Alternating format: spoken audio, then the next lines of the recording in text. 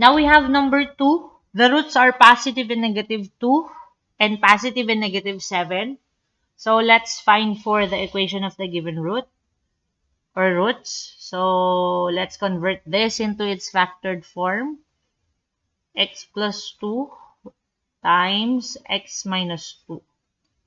Tapos ito naman, x plus 7 times x minus 7. So, ilan ang roots natin? Isa, dalawa, tatlo, apat. That means the polynomial equation that we are looking for is of 4th degree. So, ibig sabihin, ang sagot dapat natin merong x raised to 4. Okay? Now, there is a special method in solving this na kahit hindi mo na siya gamitan ng FOIL method. Kasi, ang tawag natin kay x plus 2 times x minus 2 at saka x plus 7 times x minus 7, these are the sum and difference of two binomials. And merong way na mas mabilis para to solve them.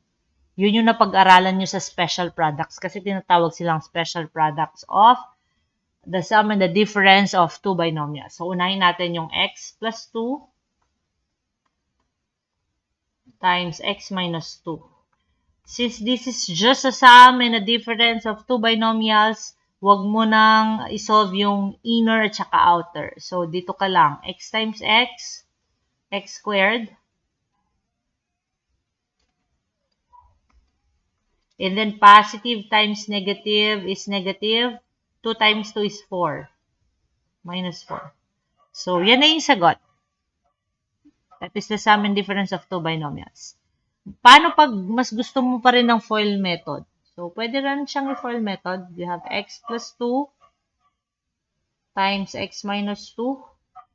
X and x is x squared. Positive times negative is negative. 2 and 2 is 4. Positive 2 and x is 2x.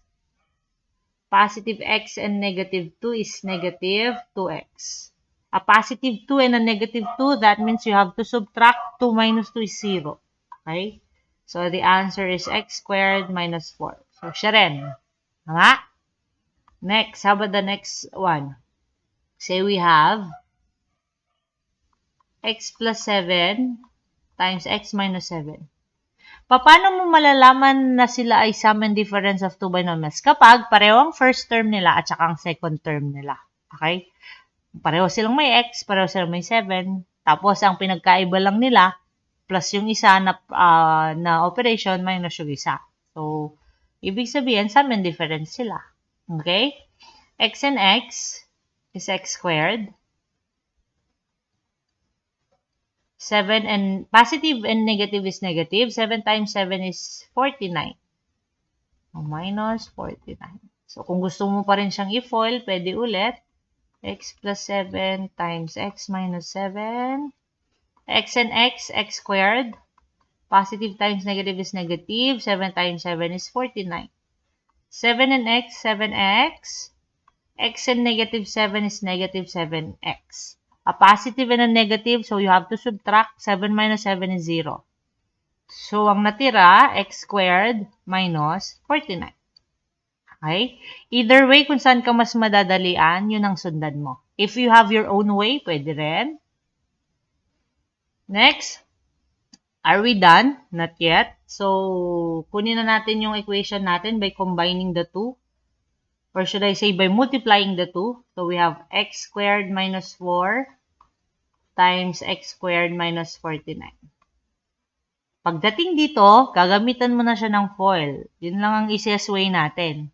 Okay? We have x squared and x squared. We have x squared times x squared. Pareho silang x. Mumultiply mo sila. So, i-plus ang kanilang exponent. So, you have x raised to 2 plus 2 is 4. Okay. X raised to 4. Next.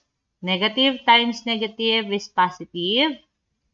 And you have negative 4 times negative 49. That is positive. Wait. Nag-auto-correct yung ating pen. So, you have 4 times 49 is 196. So, 196. 196. Next, we have a negative 4 and an x squared. So, negative 4x squared. X squared and negative 49. So, negative 49 x squared. Now, next, they are both negative. So, ibig sabihin, you have to should I say, para sila negative, so you have to add them. And then, ang final sign natin ay negative pa rin kasi pareho sila negative.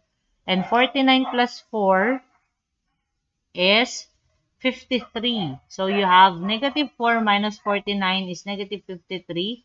And then, copy x squared. And then, you have to arrange now the given. So, we have x raised to 4 minus 53 x squared plus 196. And you have to equate it to 0 kasi yun ang hinahanap mo. Kailangan mo ng polynomial equation. So, is equal to 0. Okay? Now, let's finalize our answer. Therefore, the polynomial equation,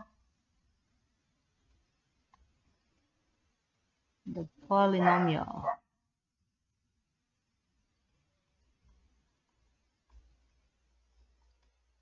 with roots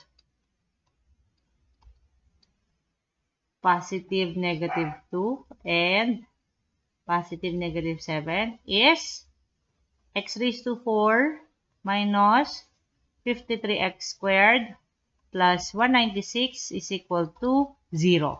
So, ayun na yung sagot. Now, we're done with number 2.